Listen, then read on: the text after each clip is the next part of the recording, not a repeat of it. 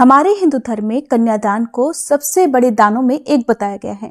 हर दंपति को कन्यादान जैसा महादान अवश्य करना चाहिए।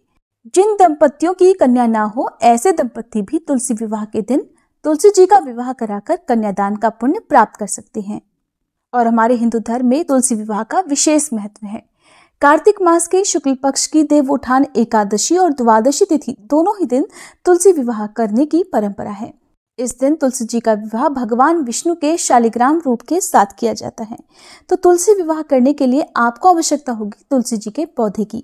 अगर आपके पास तुलसी जी का पौधा नहीं है तो आप नर्सरी से नया पौधा खरीद कर भी आज के दिन ला सकते हैं। विवाह कराने से पहले तुलसी जी के गमले को खूब अच्छी तरह से सजा लेना चाहिए। तुलसी जी को स्नान करा लेना चाहिए, पत्तियों को अच्छी तरह से धुल देना चाहिए और जो मिट्टी है उसे भी अच्छे से साफ कर लेनी चाहिए। तुलसी जी का विवाह कराने से पहले आपको अपने घर की दिशा निश्चित करनी होगी, क्योंकि तुलसी जी का जो विवाह है वो खुले आंगन में, घर के मुख्य द्वार के आसपास या छत पर किया जाता है। तो आपके यहाँ पर जैसी भी सुविधा हो आप कर सकते हैं। विवाह के लिए एक वधू को जितनी भी श्रृंगार की सामग्री या जो भी साज सज्जा की आवश्यकता होती है उसकी तैयारी आप पहले से करके रखें और सबसे पहले अपने सगे संबंधियों को तुलसी विवाह का निमंत्रण जरूर दें, क्योंकि आज के दिन शालिग्राम जी के साथ तुलसी जी का विवाह कराया जाता है। शालिग्राम जी एक पत्थर के रूप में होते हैं और जो असली शालिग्राम जी हैं वो गंडकी नदी में पाए जाते हैं। तो आप शालिग्राम जी की जो भी मूर्ति है, तस्वीर है, उन्हें आप एक अलग से चौकी पर जरूर स्थापित करें। अगर आपके पास शालिग्राम जी नहीं है तो आसपास मंदिर में आपको शालिग्राम जी मिल जाएंगे। आप पुजारी जी से कहकर मांगकर उनसे शालिग्राम जी ला सकते हैं।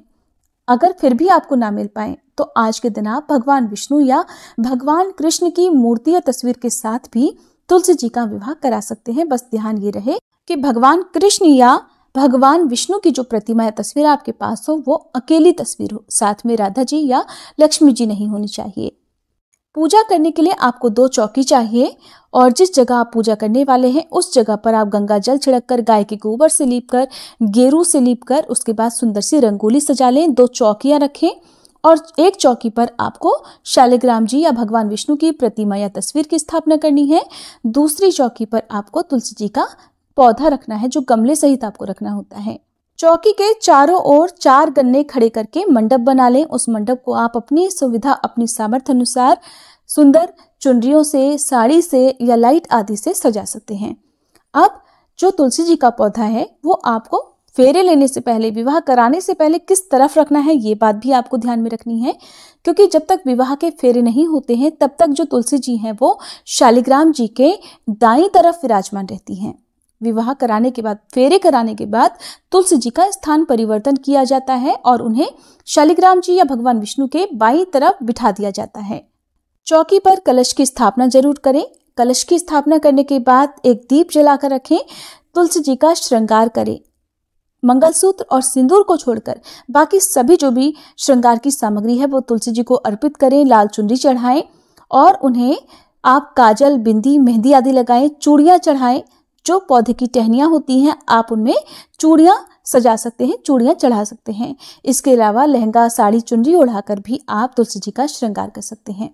भगवान शालिग्राम जी को आप स्नान कराकर चंदन का तिलक लगाएं, उन्हें जनेऊ अर्पित करें और उन्हें पीला वस्त्र जरूर अर्पित करें। जो भी दंपति तुलसी विवाह कराते हैं उन्हें इस दिन उपवास रखना चाहिए। चाहे आपने एकादशी का उपवास रखा हो और आप द्वादशी तिथि को तुलसी विवाह कराना चाहते हो तो आपको दूसरे दिन भी उपवास जरूर करना चाहिए। फिर अब आप हाथ में जल और पुष्प लेकर अपनी पत्नी सहित तुलसी विवाह का संकल्प लें कि आज आप तुलसी विवाह कराने जा रहे हैं। हे शालिग्राम जी या हे श्री विष्णु भगवान, हमारे द्वारा की गई पूजा को और हमारे द्वारा किए गए इस विवाह को आप स्वीकार कीजिएगा। हमने अपनी तुलसी जी को अपनी पुत्री की तरह पाला पोसा है और आज विवाह के शुभ अवसर पर आप इन्हें अपनी पत्नी के रूप में स्वीकार कर हम पर कृपा करें। सबसे पहले ओम श्री गणेशाय नमः कहकर पूजा का शुभारंभ करना चाहिए। आप तुलसी जी के मंत्रों का, जैसे ओम सुभद्राय नमः, ओम सुप्रभाय नमः, ओम श्री तुलसी नमः, इन मंत्रों का जाप करते हुए आप तुलसी जी को एक एक पूजन सामग्री अर्पित करें। उन्हें फूलों की माला पहनाएं और शालिग्राम भगवान जी का श्रृंगार भी इसी प्रकार से करें। ध्यान रखें कि शालिग्राम भगवान जी को अक्षत अर्पित नहीं किए जाते हैं। तिलक लगाने के बाद आप थोड़े से सफेद तिल शालिग्राम जी को जरूर अर्पित करें।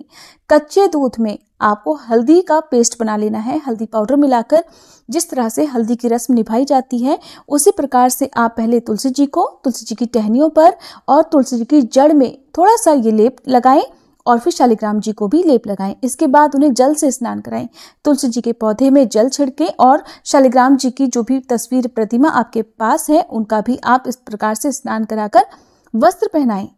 तुलसी जी को मेहंदी लगाएं और शालिग्राम जी को भी मेहंदी लगाएं। आज के दिन जो भी फल, पकवान, मिठाई आपने भगवान को और तुलसी जी को भोग में लगाने के लिए रखे हैं, उन्हें भी आप एक अलग से थाली में जरूर रख लें। पूजा करते समय आप तुलसी जी को जो भी अन्य सामग्री भेंट में देना चाहते हो उसके साथ दक्षिणा जरूर रखें। जैसे कि आज के दिन तुलसी जी को बहुत से लोग बर्तन, श्रृंगार की सामग्री या दक्षिणा के साथ साथ जो भी वस्त्र आदि हैं वो भी अर्पित करते हैं, वो भी भेंट स्वरूप देते हैं। जिस तरह से बेटी की विदाई की जाती है, बेटी को विवाह के बाद कुछ न कुछ भेंट स्वरूप वस्तुएं दी जाती हैं, उसी प्रकार की वस्तुएं आप चाहें तो तुलसी जी को भेंट कर सकते हैं।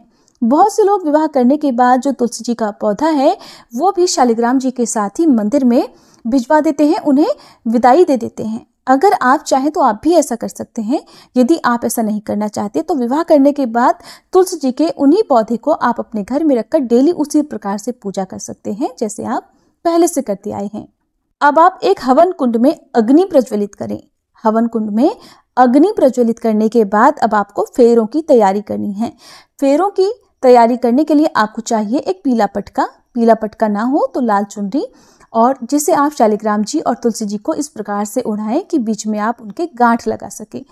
गांठ आपको 3 गांठ लगानी है और परिवार का कोई पुरुष सदस्य अपनी गोद में, अपने हाथों में शालिग्राम जी को लेकर या जो भगवान की तस्वीर प्रतिमा आपने रखी है उन्हें लेकर तुलसी जी के चारों ओर क्लॉकवाइज 7 बार परिक्रमा करें, जिस प्रकार से फेरे लिए जाते हैं।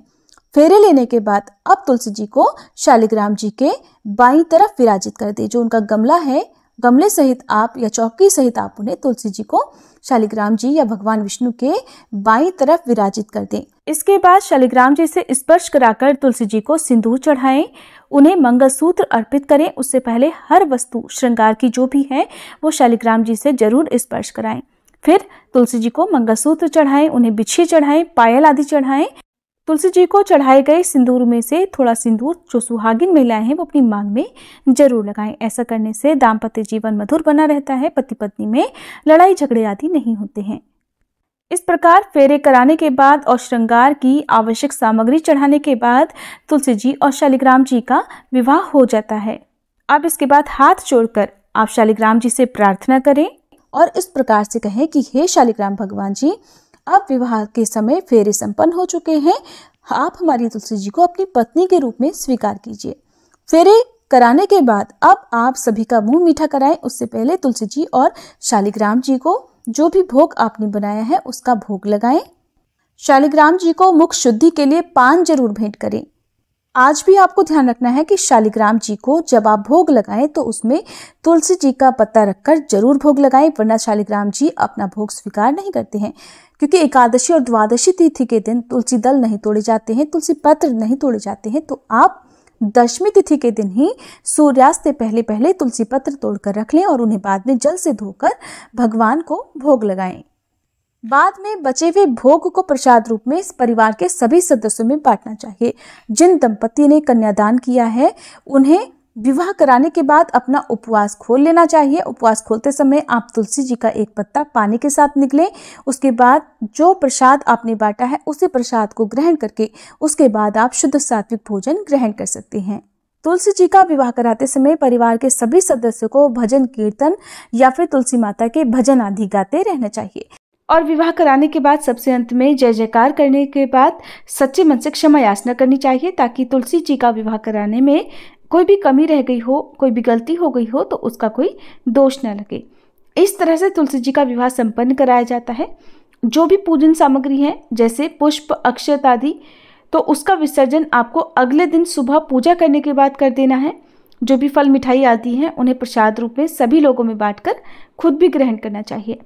जो लोग एकादशी के दिन तुलसी जी का विवाह कराते हैं तो आप शाम की पूजा करने और तुलसी जी का विवाह कराने के बाद फल या फिर दूध से बनी मिठाई का सेवन कर सकते हैं, या जो फलाहार आप हर एकादशी व्रत में करते हैं वो आप कर सकते हैं। व्रत रखने वाले भक्तों को सिंघाड़ा, मूली या तुलसी का पत्ते का सेवन इस एकादशी की रात में नहीं करना चाहिए। अगले दिन पारण करते समय आप इन चीज़ों का सेवन कर सकते हैं। ये थी आज की वीडियो। अगर आपको जानकारी अच्छी लगी हो तो वीडियो को लाइक करके हमारे चैनल पर तुलसी विवाह की कथा भी इस दिन जरूर सुनिएगा।